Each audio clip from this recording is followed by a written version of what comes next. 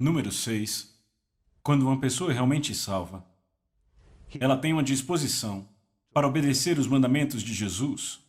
Quando uma pessoa é realmente salva, ela tem uma disposição para obedecer os mandamentos de Jesus. Em João 14:23, Jesus diz: se um homem me ama, ele guardará minhas palavras.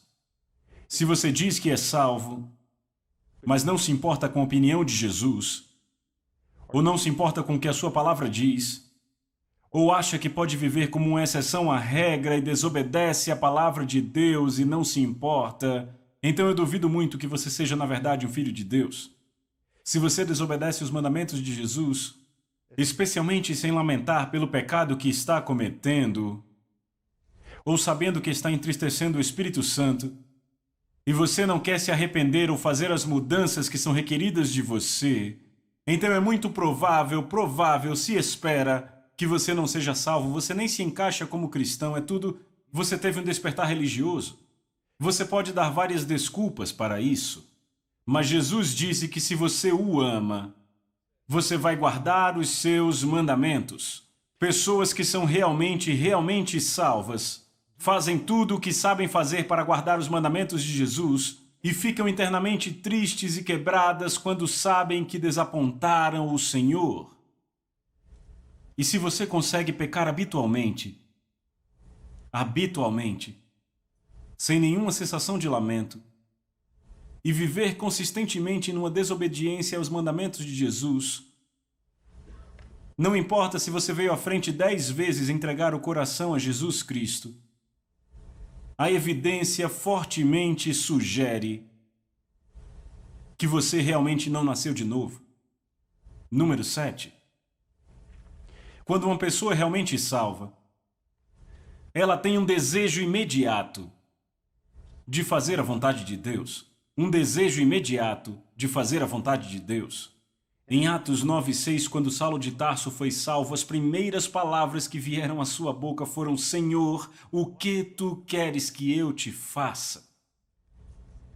E quando uma pessoa é salva, quando a semente, o esperma do próprio Deus, é injetado em seu espírito e ele começa a crescer em Deus, esta pessoa começa a ter um desejo imediato de mudar e de agradar a Deus e fazer a vontade de Deus. É parte do novo caráter, da nova natureza que agora está operando dentro dela. Um desejo de fazer a vontade de Deus é uma das provas que uma pessoa foi realmente salva. E se você não tem nenhum desejo pela vontade de Deus, nenhum desejo em fazer a vontade de Deus, ou até mesmo de entender a vontade de Deus, então você tem que fazer uma checagem séria no seu próprio coração, porque é provável que você nunca tenha sido salvo. Porque quando uma pessoa é salva, é sobrenaturalmente natural para ela que imediatamente ela tenha um desejo de fazer a vontade de Deus. Número 8. Esta é uma que as pessoas não falam com muita frequência, mas é um dos grandes sinais de que uma pessoa é filha de Deus, e muitos de vocês hoje que me ouvem, quando ouvirem isso, vão ter que dar uma séria olhada no seu coração. Quando uma pessoa realmente é filha de Deus, ela experimenta a disciplina do Senhor. Número 8. A disciplina do Senhor. Eu disse que vivemos numa época em que pessoas querem ser confortadas e não querem más notícias. Apenas querem ouvir que tudo vai ficar bem. Mas um dos sinais de que a pessoa realmente nasceu de novo é que ela experimenta a disciplina do Senhor. Hebreus capítulo 12, versos 7 e 8 diz: se passas por castigo, Deus lida com vocês como a filhos. Pois que filho há a quem o pai não castiga? Mas se estáis sem castigo, do qual todos se têm tornado participantes, logo sois bastardos e não filhos. Mas ainda assim, se você entrevistar a igreja e as pessoas forem muito honestas, a maioria não sabe o que é a disciplina do Senhor. Elas fogem disso, nem mesmo sabem o que é. E se 50% da igreja não é salva, quer dizer que apenas 50% são filhos e os outros 50% são bastardos? São bastardos. Não são filhos de Deus, são apenas pessoas que vão à igreja, religiosamente despertas, mas totalmente perdidas. Imagine o choque que será quando acordarem após a morte e descobrirem que não estão diante da presença do Senhor, mas eternamente separadas de Deus. E um dos sinais mais amáveis, mais difíceis e mais pesados de que você realmente é um filho de Deus é que Deus não deixa você continuar com coisas quando você fez essas coisas que entristecem o coração dele. Se você não se arrepender rapidamente, se você realmente pertence a Jesus, ele vai tratar com você como filho e vai te castigar. E se você não tem o castigo do Senhor na sua vida, se você nunca experimentou a correção do Senhor, é muito duvidoso que você realmente seja um filho de Deus. Porque um dos grandes sinais de que uma pessoa realmente é salva é que Deus a disciplina quando ela age errado. Se você peca, continuamente peca, sem nunca ser disciplinado, então você provavelmente não é salvo. Estes 8 sinais são evidências de que uma pessoa é realmente um filho de Deus. E se eles estão faltando em sua vida, então seria correto para você duvidar da sua salvação. Deixe-me lembrar a vocês outra vez que muitas pessoas andaram pelos corredores das igrejas, o Senhor entrou em seus corações, mas elas nunca chegaram realmente a se arrepender. Se arrepender? Onde na Bíblia há uma oração que nos diz para dizer às pessoas que convidem Jesus a seus corações? Isso não existe na Bíblia. Toda vez que as pessoas vão a Deus, é dito a elas para se arrepender. E eu digo outra vez que o arrependimento é o canal mestre pelo qual vamos ao reino de Deus. E se não formos pelo canal do arrependimento, então nunca chegaremos no reino de Deus. Você não pode chegar lá sem arrependimento. Então a pergunta é: o que significa se arrepender? E eu vou responder a pergunta: o que significa se arrepender?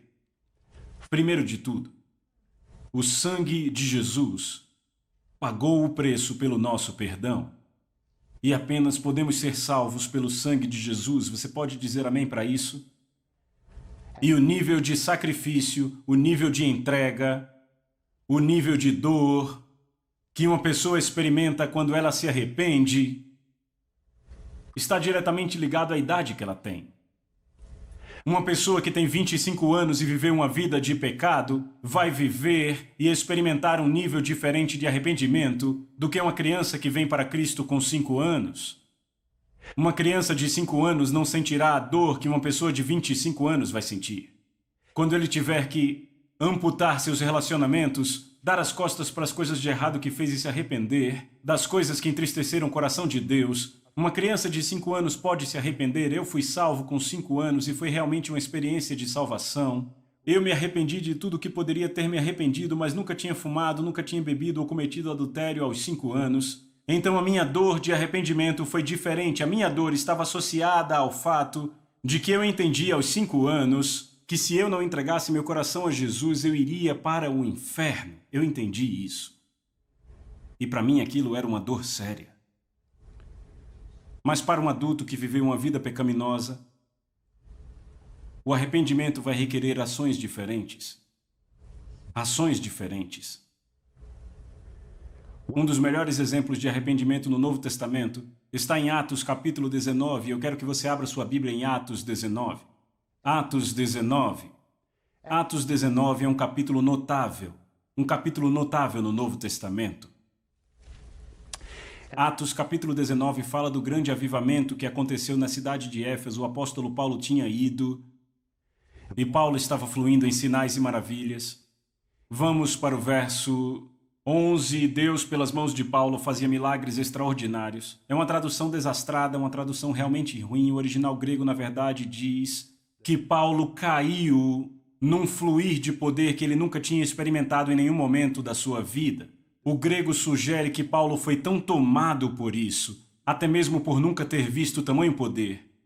Ele caiu em um fluir de poder diferente de tudo que ele já tinha visto ou que já tinha ouvido, mas foi o fluir de poder necessário para a cidade de Éfeso, que era uma cidade que estava enterrada no ocultismo e em atividades sobrenaturais. Este era um caso especial, e por isso Deus enviou alguns poderes especiais, e Paulo caiu nesse fluir de poder.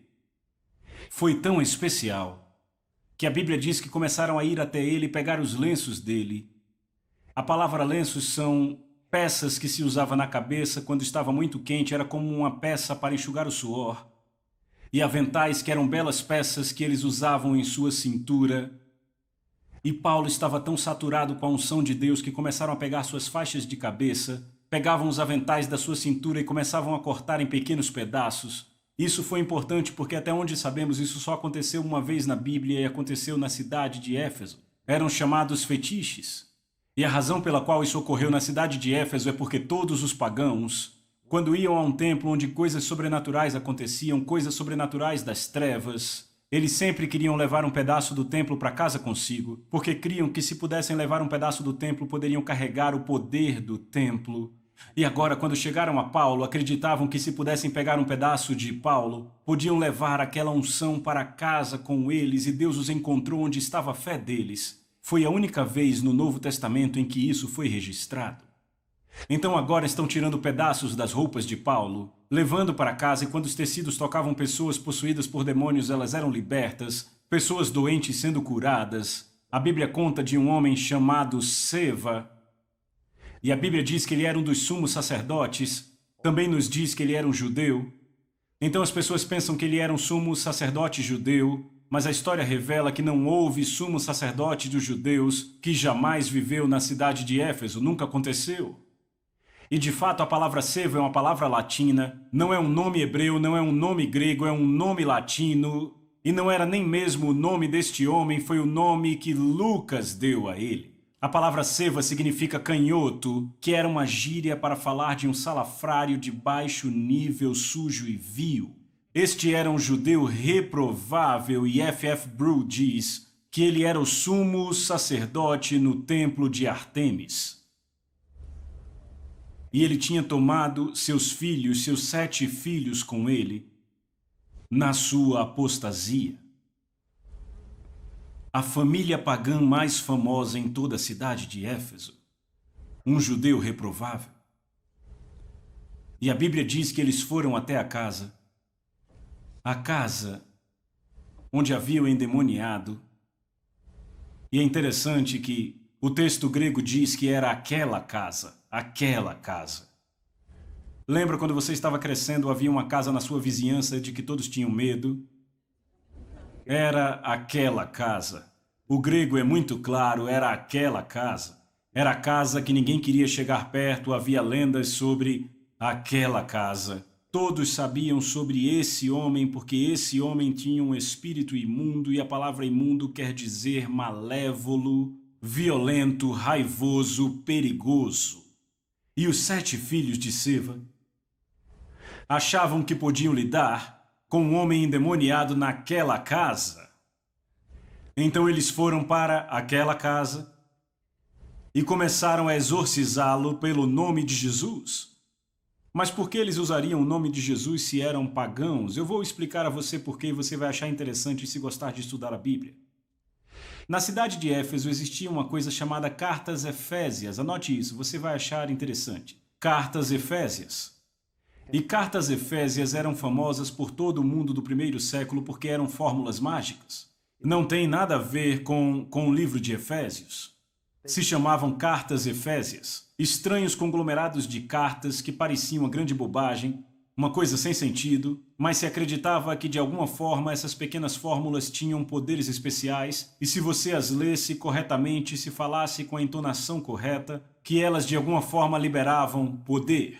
E eles até acreditavam que se você conjurasse o nome de anjos ou de deidades especiais em conexão com essas fórmulas mágicas, que de alguma forma isso lhe daria poderes especiais de algum espírito demoníaco, e especialmente judeus vagabundos como esses homens, que viajavam de lugar para lugar, eles carregavam esses pergaminhos e esses livros e todas essas fórmulas mágicas e tentavam usar todas elas.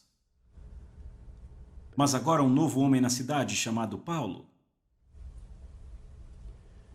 Este homem tem tanto poder que até pedaços das suas roupas, como fetiches espirituais, estão expulsando demônios. Ah, e ele usa um nome que nunca se ouviu antes, Jesus. Esse nome não está em nenhuma das nossas fórmulas, mas obviamente esse nome tem algum tipo de poder mágico. Então decidiram que tinham que usar o nome de Jesus, tinha que fazer parte de uma nova fórmula. Então foram àquela casa do outro lado da cidade e entraram na casa e disseram: te esconjuramos por Jesus, a quem Paulo prega.